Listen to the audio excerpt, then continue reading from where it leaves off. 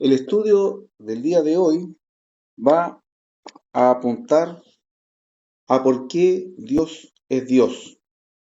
¿Qué hace que Dios sea Dios? Bien, y luego vamos a poder relacionar algo que algunas sectas o denominaciones no pueden conciliar, y es la divinidad de Cristo. En el primer estudio estuvimos viendo que era imprescindible conocer a Dios para poder llegar a ser salvo. La salvación consiste en conocer a Dios.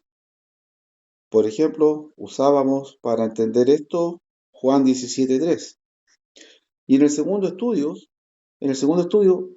vimos cuál es la fuerza más destructiva del universo, cuál es la fuerza que es capaz de separar a Dios de su creación más valiosa y preciosa, que es el ser humano. Y esa fuerza destructiva, la Biblia la llama pecado. Es una fuerza capaz de deshacer un plan eterno que tiene Dios para cada persona. Así de destructivo es el pecado. Hoy vamos a ver por qué Dios es Dios, y entendiendo por qué Dios es Dios, vamos a entender la necesidad de conocerlo para ser salvo, y también vamos a entender por qué Él puede resolver nuestro mayor problema, que viene a ser el pecado. El pecado es el mayor problema que tenemos como seres humanos. Cualquier otro problema no va a trascender esta vida. Cualquier otro problema se queda aquí. Morimos y se acabó. Problema económico, problema de salud, problema emocional, problema eh, que podamos tener estudios de trabajo, etcétera, se acaba. Salvo este problema que se llama pecado. El pecado es algo que trasciende esta vida. Y vamos a ir al principio de la escritura para empezar a tomar forma en el estudio. La primera parte del estudio siendo ¿por qué Dios es Dios? Y los invito a ir a Génesis, al capítulo 1.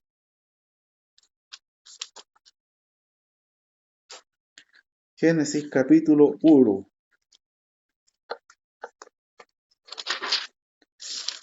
Y la palabra de Dios, inspirada por Dios mismo, da por hecho algo. Lo da por sentado. No es un tema para discutir o un tema para cuestionar o ir a una investigación. La Biblia da por sentado, da por hecho algo. Y es la afirmación, la primera afirmación de la Biblia. Y es en el versículo 1 donde encontramos, en el principio creó Dios los cielos y la tierra. Entonces, damos por hecho de que los cielos y la tierra fueron creados, fueron hechos por Dios. Es decir, Dios tiene una preexistencia a la creación. Primer punto. Dios es de antes, viene de la eternidad. La creación misma, el universo, tiene un principio. Pero cuando fue el principio de todo este universo, Dios ya era, ya existía. Bien. ¿Y qué hizo Dios? Creó los cielos y la tierra. Una cualidad de Dios, y que la tiene solo Dios, es que Dios puede crear.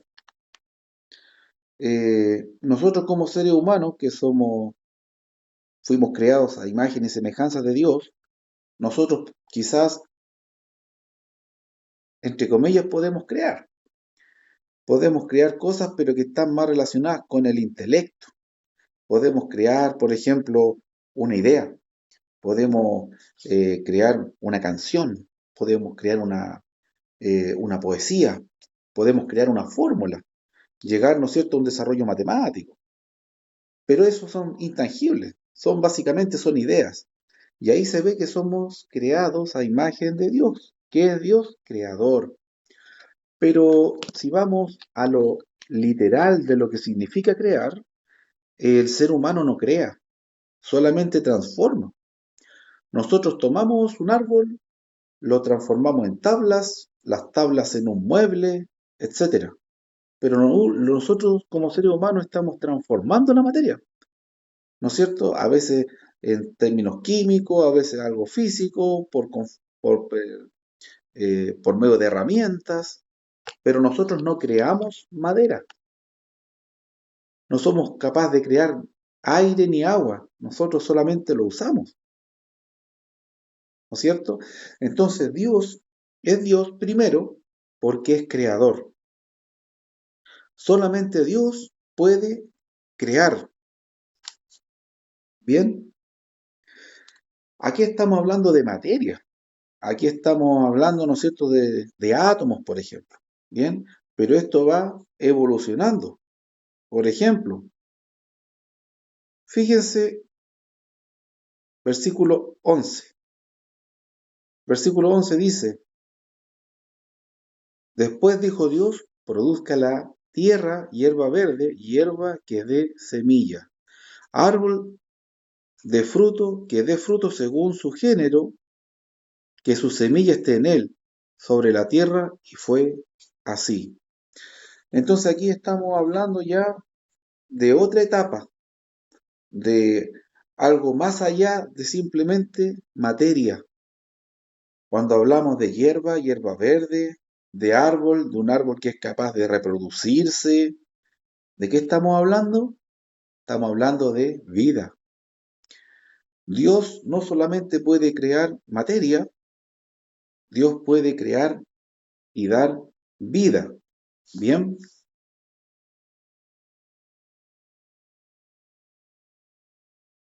y avanzando en el mismo pasaje, ¿verdad? Versículo 26, llegamos a otro peldaño, a algo más allá de solamente crear materia y crear vida, ¿no es cierto?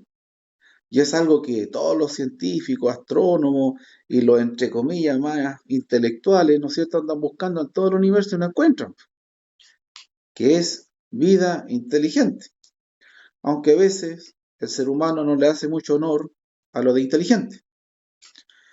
Versículo 26 declara, entonces dijo Dios, hagamos al hombre a nuestra semejanza y tenga potestad sobre los peces del mar, las aves de los cielos y las bestias, sobre toda la tierra y sobre todo animal que se arrastra sobre la tierra. Entonces Dios es creador y también fuente de vida. Dos cosas que solamente son atribuciones divinas. El ser humano no puede crear vida. El ser humano no crea vida. Ni siquiera puede crear materia. Ni siquiera un microbio puede crear. Todo eso viene de algo que salió del poder de Dios cuando Él habló y dio leyes en este universo. Entonces, resumiendo, Dios es Dios. Vemos aquí en esto que hemos visto, porque crea y porque es fuente de vida, ¿no es cierto? Y vamos entendiendo por qué Dios es Dios. Bien, ahora, dar vida. ¿A qué se relaciona dar vida con los estudios anteriores? Bueno, nosotros vimos que la palabra declara que la consecuencia del pecado, el problema más grande de la humanidad, la consecuencia es la muerte. Entonces, si el pecado produce muerte y Dios es fuente de vida, tiene mucho sentido que Dios tenga poder sobre el pecado, que Dios tenga facultad, tenga supremacía sobre el pecado. Porque si la consecuencia del pecado es muerte y Dios es fuente de vida, Dios puede cancelar, anular el pecado, ¿verdad? ¿Se entiende? O paramos aquí, podemos verlo con más detalle, ¿sí? ¿Se entiende, hermanos? Sí, bien. La hermana Eliana entiende y como todos tenemos un CI parejo, estamos entendiendo todos. Muy bien. Vamos a ir al libro de Oseas. Y esto tiene relación ya con más allá de crear algo material.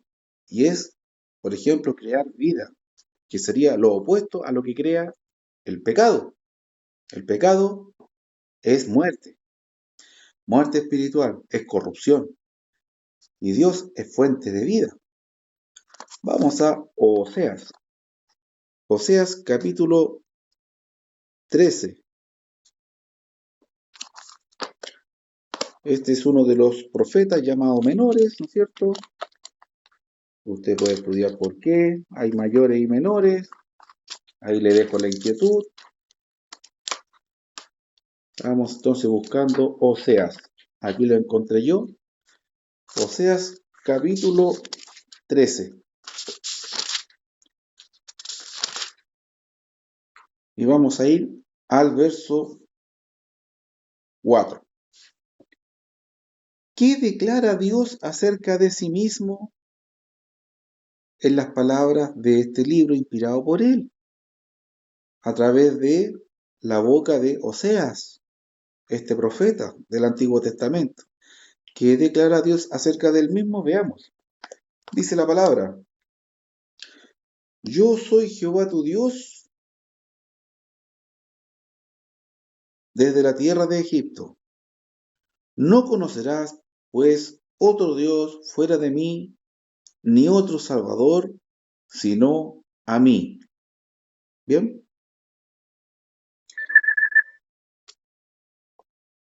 Aquí estamos hablando de Dios hablando acerca de sí mismo.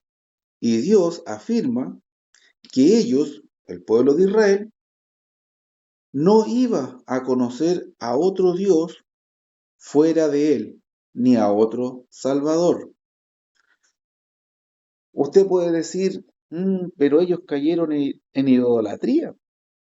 Los israelitas cayeron en idolatría, adoraron dioses falsos.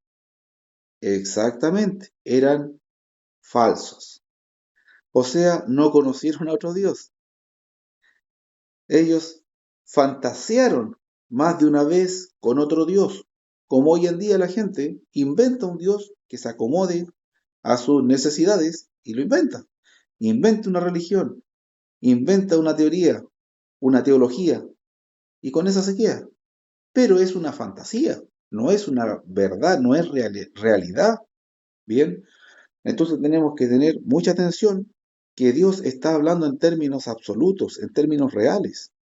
No porque yo levante un palo, le pongo un letrero arriba que dice Dios, incluso yo puedo adorar ese palo o esa estatua, eso no hace que eso sea un Dios.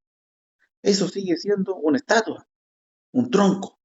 Bien, entonces Dios les advierte al pueblo de Israel, a ellos que habían visto y conocido a Dios, a través de, por ejemplo, iniciando en Moisés, la promesa de Abraham, todo el desarrollo que ya conocemos. Ellos conocían el Dios verdadero, ¿no es cierto? Y Él les dice, no van a conocer a otro Dios.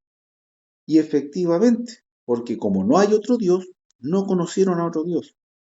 Ni nadie puede conocer a otro Dios que no sea Jehová, el Señor, Adonai, etcétera, distintos nombres, ¿verdad? Es importante hacer la diferencia entre creer que conocemos a otro Dios y realmente conocer a otro Dios. Bien, la Biblia declara que hay un solo Dios, hay un solo Dios y un solo mediador, dice. Entonces, es uno solo. No podemos conocer otro Dios porque no hay, ¿ya? Pero agrega algo aquí, en la segunda parte del 4 dice, no conocerás a otro Dios ni otro Salvador, sino a mí. Dios se presenta como Dios verdadero, pero además como Salvador. Bien, esto es importante. Usted retenga eso. Bien, no hay otro Dios que pueda salvar.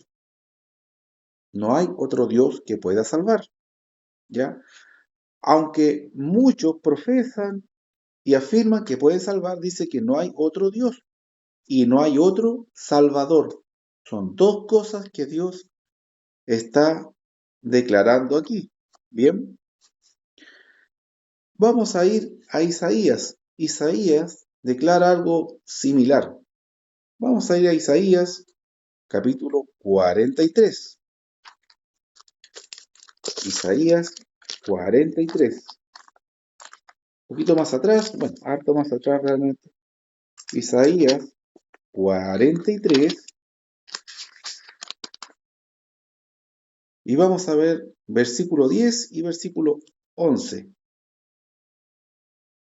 Bien, Isaías 43, versículo 10, declara: Vosotros sois mis testigos, dice Jehová, y mi siervo que yo escogí, para que me conozcáis y creáis y entendáis que yo mismo soy. Antes de mí no fue formado Dios, ni lo será después de mí. Entonces, no existe Dios antes de Dios, porque Dios es desde la eternidad. No hay Dios antes de Él. Y afirma también Dios que después de Él tampoco va a ser formado un Dios. Esto nos da la naturaleza de que Dios es eterno. Esto le da la naturaleza de eternidad divina. Bien, Dios no tiene un principio como el universo, que tiene un principio. Aquí dice, no hay Dios formado antes ni va a haberlo después. ¿Por qué? Porque Dios no fue formado. Dios es eterno. Y fíjese cómo pone el énfasis en el siguiente versículo, muy similar a lo que leíamos en Oseas. Dice el versículo 11, yo, yo soy Jehová, y fuera de mí no hay quien salve. Fuera de Dios no hay quien salve. ¿Se dio cuenta, verdad? Uno puede decir, pero si lo dijo Oseas, ¿para qué lo repite Isaías? O al revés. Bueno, las cosas importantes se repiten. Bien, no porque tengamos la necesidad de que Dios confirme algo, sino que esto nos está indicando énfasis. Aquí hay énfasis en una verdad grande, profunda. Primero, no hay Dios fuera de Dios. No podemos elegir entre Dios y otro Dios porque no hay otro Dios.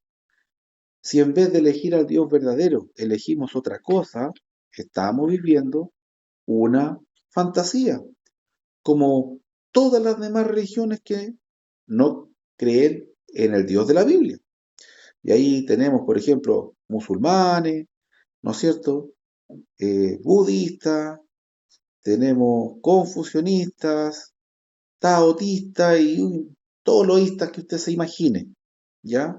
Incluso algunas denominaciones pseudo-cristianas que se hacen llamar cristianas, pero que realmente es solamente un gancho porque cuando usted empieza a hablar con ellos, se da cuenta que de cristianos tienen la fachada. Por ejemplo, los mormones. Usted estudia un poco con ellos y se da cuenta que ellos dicen que son cristianos, pero nada que ver, nada que ver, ¿ya? Entonces hay denominaciones incluso que se hacen llamar cristianas y no lo son, mucho menos, ¿no es cierto? Los que andan creyendo en un Mahoma, que no sé qué, y nada que ver eso, ¿no? O sea, otras religiones.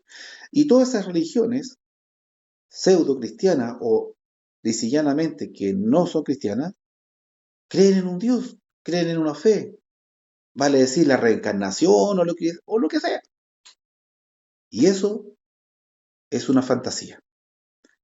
La única verdad absoluta es el Dios de la Biblia. Y fuera de ese Dios no hay Dios. Y fuera de este Dios, el único Dios verdadero, no hay quien salve. ¿Bien? Dese cuenta que esto es súper importante, porque la mayor necesidad del ser humano, lo que no va a saciar ni el dinero, ni la droga, ni el alimento, ni nada, es su necesidad espiritual. El ser humano es corpóreo espiritual, cuerpo, ¿no es cierto? Pero también tiene una esencia que es espiritual. La parte física, nosotros suplimos las necesidades físicas con cosas físicas. Tengo hambre, como. Tengo sed, bebo. Tengo sueño, duermo. Estoy cansado, descanso, etcétera. Pero las necesidades espirituales no las podemos suplir con cosas físicas. Y los que intentan hacer eso caen en excesos que terminan normalmente en suicidio, muerte y cosas por el estilo. Porque no se puede. Así como no podemos suplir necesidades espirituales con cosas físicas, tampoco al revés. La necesidad espiritual la va a suplir solamente Dios y el Dios verdadero. Porque muchas personas creen estar supliendo su necesidad espiritual, pero no lo están haciendo. Y cada vez hay un mayor vacío en la vida de esas personas que viven una fantasía. Bien, entonces, solamente un Dios verdadero, solamente un Dios que salva. ¿Ya?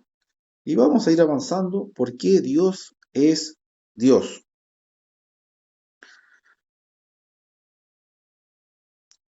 Bueno, aquí ya podríamos concluir realmente. Dios es Dios por lo que es y por lo que hace. Dios es Dios por lo que es. ¿Qué es? Lo acabamos de ver en los pasajes. Él es Salvador. Él es fuente de vida. Eso está íntimamente relacionado. No se puede separar ser Salvador con ser fuente de vida. Dios, porque es fuente de vida, puede ser Salvador. Bien, son dos cosas dichas de distintas formas. Bien, Dios es Dios por lo que es Salvador y Dios es Dios por lo que hace, Creador. Él crea, crea de la nada, simplemente por el poder de su voluntad. Él dijo, sea esto otro y fue. Bien, entonces Dios es Dios por lo que es Salvador, fuente de vida, y por lo que hace, Creador. Y estas dos cosas las podemos entrelazar y Dios también puede crear, así como crea vida física, como creó los árboles, la hierba, al ser humano mismo. Dios puede crear vida donde no la hay. Es decir, Dios puede salvar donde hay perdición. Dios puede salvar donde hay muerte, donde hay pecado. Él puede poner vida donde no hay vida. Él puede sacar a una persona de su muerte espiritual y llevarla a vida espiritual. Y ahí usted va pensando y ya va relacionando todo, ¿no es cierto? Ahí va relacionando todo. Y vamos a ver ahora la relación que existe entre Dios y Jesucristo, porque son cosas básicas que tenemos que manejar.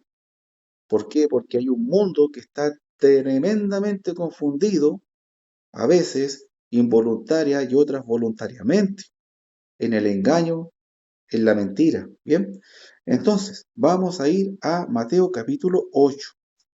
Jesús, ¿no es cierto?, calmando la tempestad. Mateo 8. Vamos al primer libro del Nuevo Testamento, Mateo 8. Aquí está.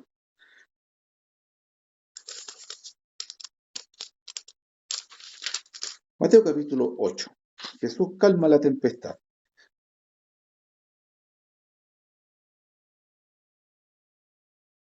Bien, empieza en el versículo 23 hasta el versículo 27. ¿Y qué dice el versículo 23 al 27? Que se levantó una gran tormenta y la barca se hundía, y ellos tuvieron miedo de morir. ¿Pero qué hizo Jesús? Fíjese, versículo 26, la segunda parte. Entonces levantándose, reprendió a los vientos y al mar, y sobrevino una gran calma. ¿Qué hizo Jesús? Reprendió a la tormenta, reprendió a los vientos. Y el versículo 27 dice, los hombres maravillados decían, ¿qué hombre es este que aún los vientos y el mar le obedecen? ¿Le obedece el mar? ¿Le obedecen los vientos? ¿Qué hombre es este? Fíjese que todo Mateo lo va a llevar a eso. ¿Quién es este? ¿Quién dice que son los hombres? ¿Quién dicen los hombres que soy yo? ¿Quién es este hombre que hace esto? ¿Quién es este hombre que hace esto otro? Aquí, en Jesús calmando la tempestad, podríamos decir, ¿a quién reprendió Dios? Bueno, reprendió aparte de la creación, reprendió a los vientos, reprendió al mar en una tormenta, y ellos, dice, se calmaron. Vino una gran calma, una bonanza, dice algunas traducciones. ¿Qué, qué conclusión rápida podemos sacar de aquí? Aquí podemos ver que la creación se está sometiendo al creador. Aquí vemos que si yo le digo al viento, cálmate, el viento no me hace caso. O si en una tormenta estoy ahí hundiéndome en un barco y le digo, cálmate mar, cálmate, y lo reto y va a seguir. Pero cuando lo hizo Jesús, ¿por qué se calmó inmediatamente? Y el viento también cesó. Bueno, es una demostración sencilla de la creación sujetándose al creador. Bien, si no lo cree, vamos a ir avanzando y le va a quedar más clarito. Vamos a ir a Colosenses 1:15. Colosenses 1:15. Fíjese en lo que nos escribe el hermano Pablo.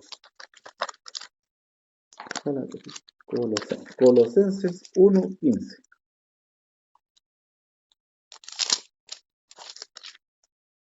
Bien, Colosenses 1:15. Dice la escritura, Cristo es la imagen del Dios invisible, el primogénito de toda la creación, es decir, el que tiene la preeminencia, no lo primero que fue creado. Es una tontera que algunas sectas o denominaciones andan enseñando. No. La palabra primogénito tiene varias acepciones, varios significados. Uno de ellos es preeminencia. No significa que fue lo primero creado, ¿ya? Y si así fuera, este pasaje estaría contradiciéndose a sí mismo. Vamos a ver por qué. Versículo 16. Porque en él, está hablando de Cristo, de Jesús, ¿no es cierto? La persona espiritual que mora en Jesús, porque en él fueron creadas todas las cosas, las que hay en los cielos y las que hay en la tierra, visibles e invisibles, sean tronos, sean dominios, sean principados o potestades, todo fue creado por medio de él y para él. Yo le pregunto, hermano, y ojalá alguien se atreva a contestar si puede, ahí por texto, con el dedito, qué sé yo. La pregunta es esta. Según lo que dice el apóstol Pablo aquí, ¿hay algo que no haya sido creado por medio de Jesucristo? Amén, hermana Eliana. Bien, ya por lo menos. Si entendió, bueno, también hermano Esteban, perfecto. Ya, con dos me sobra, porque ya si dos entienden, entienden todo. Aquí la palabra está diciendo que no existe nada que no haya sido creado por medio de Jesús. Y si Jesús fue creado, ¿cómo fue creado Jesús por medio del mismo? Es una contradicción absurda. Un clásico de la limitada mente humana que a veces anda torciendo las cosas. La creación no puede ser creada por medio de la creación. Jesús entonces no fue creado. Es fácilmente demostrado en este pasaje. Porque si no tendríamos que decir, todo fue creado por medio de él, menos él mismo. Y aquí dice que no es así. Dice que absolutamente cualquier cosa de este universo, hasta el más mínimo detalle, hasta el átomo que está en el rincón del universo para allá, todo fue creado por medio de Jesús, por él y para él. Eso declara el versículo 16. No hay nada que no haya sido creado por medio de Jesús y que no haya sido creado para él. Entonces, claro, volvemos, ¿no es cierto?, en nuestra mente, no con la Biblia ya, a Mateo 8, 26 y 27, y vemos una demostración de la creación reconociendo al Creador. El Creador diciendo, calla, enmudece, el mar y el viento, deteniendo inmediatamente su ira. ¿Bien? Entonces, ¿qué nos está presentando la Escritura aquí? A Jesús como creador, ¿ya? Y está hablando de la creación, está hablando del universo, de todo. Jesús creador. Vamos a ir a Colosenses 2:9. Colosenses 2:9.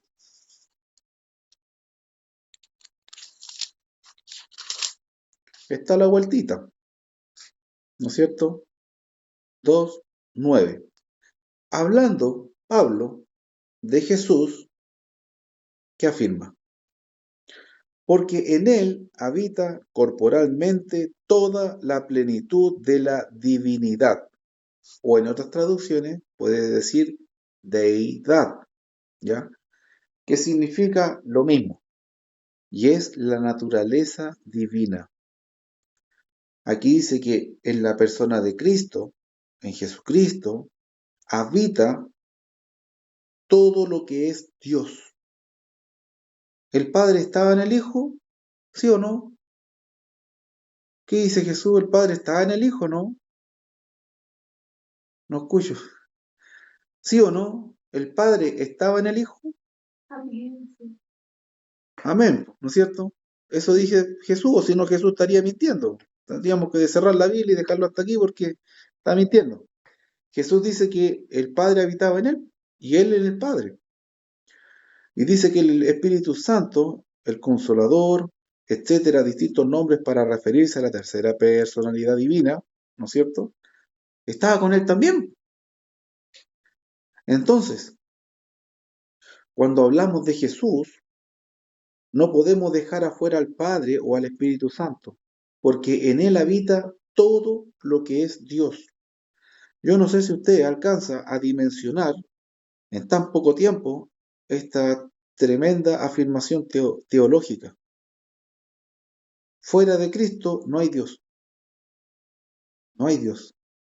En Dios habita todo lo que es Dios. Y bueno, ahí sigue desarrollando la idea de que por eso estamos completos en Él y fuera de Él estamos incompletos o imperfectos. Pero estando con Él o en Él podemos ser íntegros, ¿bien? Entonces, Jesús, ¿no es cierto?, representa toda la divinidad o toda la deidad. Cuando hablamos de los hombres, la naturaleza del hombre es humana, ¿no es cierto? Cuando yo me refiero a una persona, a una mujer, a un hombre, qué sé yo, nosotros pertenecemos ¿a qué? A la humanidad. Esa es nuestra naturaleza. Somos humanos. Cuando hablamos de Dios, hablamos de deidad o divinidad. La naturaleza de Dios es la divinidad. Muy bien.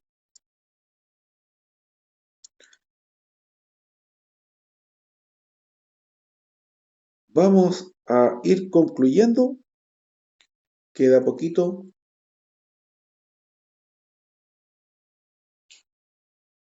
Vamos a ir a Mateo. Fíjese lo que dice el 1:20, empezando el libro de Mateo. Y fíjese que en todos estos libros, de todos los que he citado, muchos es empezando. Génesis empezando, Mateo empezando. Aquí mismo Colosenses capítulo 1 que vimos recién empezando. Los autores quieren dejar algo bien, pero bien claro. Mateo capítulo 1, versículo 20. Todos no sabemos este relato, nosotros vamos a ir específicamente al versículo 20 del capítulo 1. 1:20. Dice, pensando él en esto, un ángel del Señor se le apareció en sueño y le dijo, José, hijo de David, no temas recibir a María tu mujer, porque lo que en ella es engendrado del Espíritu Santo es. Dará a luz un hijo y le pondrás por nombre Jesús, porque él salvará a su pueblo de sus pecados. ¿Qué nos dijo Oseas? ¿Qué nos dijo Isaías? Yo creo que lo tiene que recordar.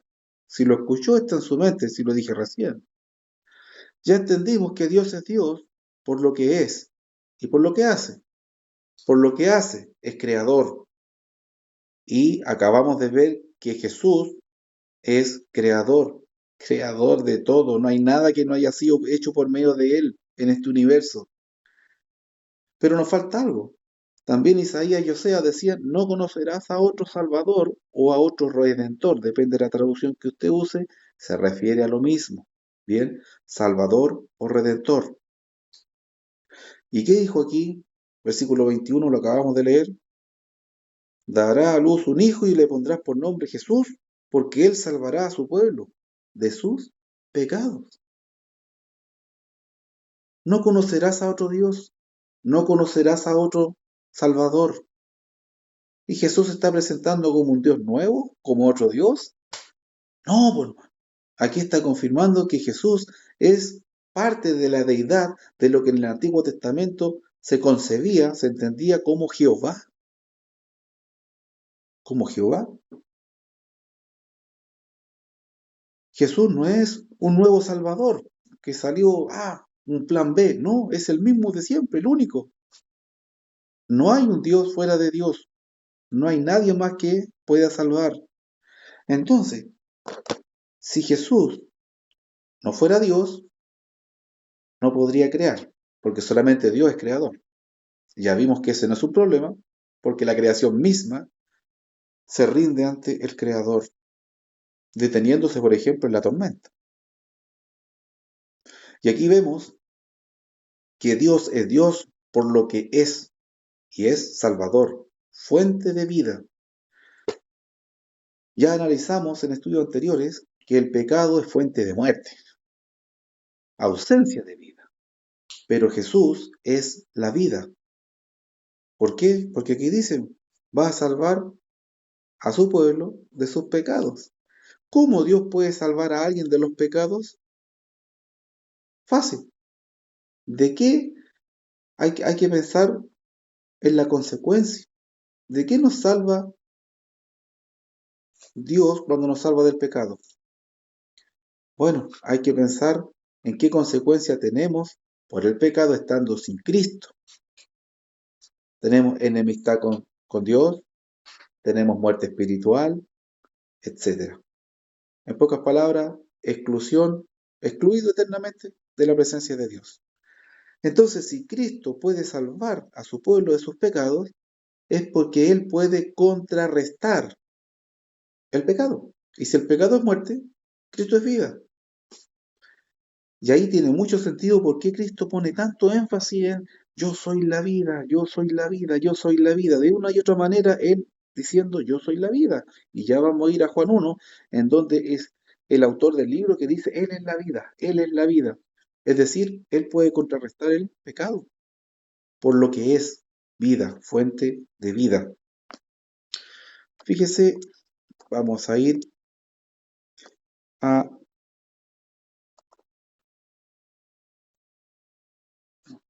Podríamos ir al final de este libro. Mire, estamos en el capítulo 1, nos vamos a ir al 28, al último capítulo de este libro. Estamos viendo cómo empieza, ahora vamos a ver cómo termina. Mateo capítulo 28.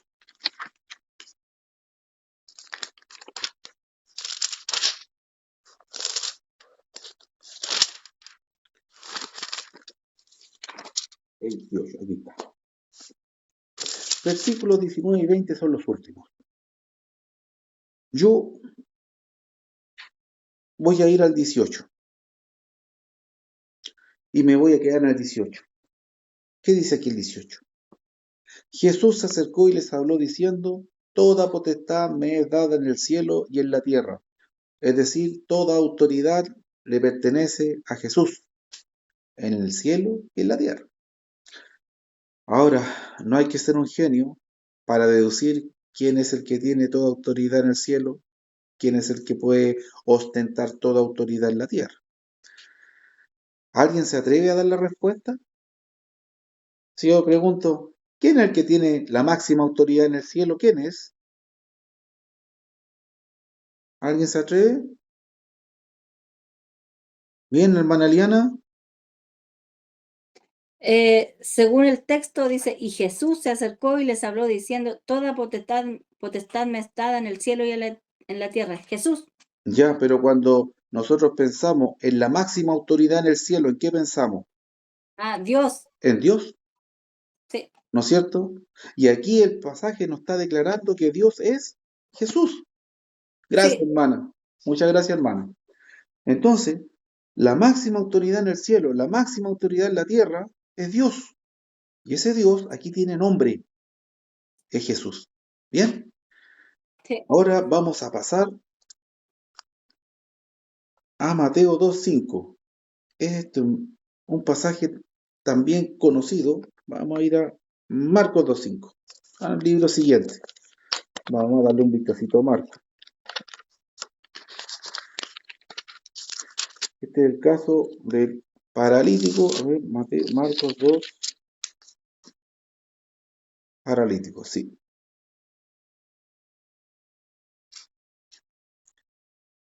Marcos capítulo 2. Bueno, también está en Mateo 9, Lucas 5, no sé, pero yo vine a Marcos 2.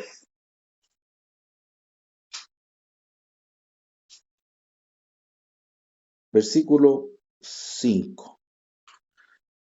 Del versículo 1 al 4 sabemos que unos amigos traen un hombre, este hombre era paralítico. Bien, obviamente debe haber traído a este hombre con la intención de que Jesús lo sane físicamente, ¿no es cierto? Pero cuando Jesús ve a este hombre en el versículo 5, ¿qué le dice?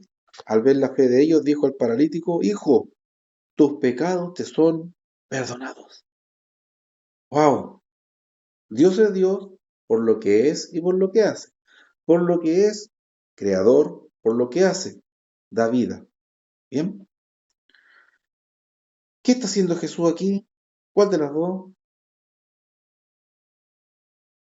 No se peleen por contestar. Aquí está haciendo una de las dos cosas, ¿sí? Hermana Yana, Por lo que hace. Ay, por lo que hace. Él está creando algo, ¿sí? Estamos hablando de una persona paralítica, hermano. Si una persona paralítica ya no tiene musculatura, no hay nada ahí, puro hueso. Hasta con la ciencia moderna, 2000 años después, a una persona que la sometan a una operación, a un injerto, a lo que sea, tiene que pasar 1 año o 2 de rehabilitación, hermano. Ahí no había musculatura, ¿no es cierto?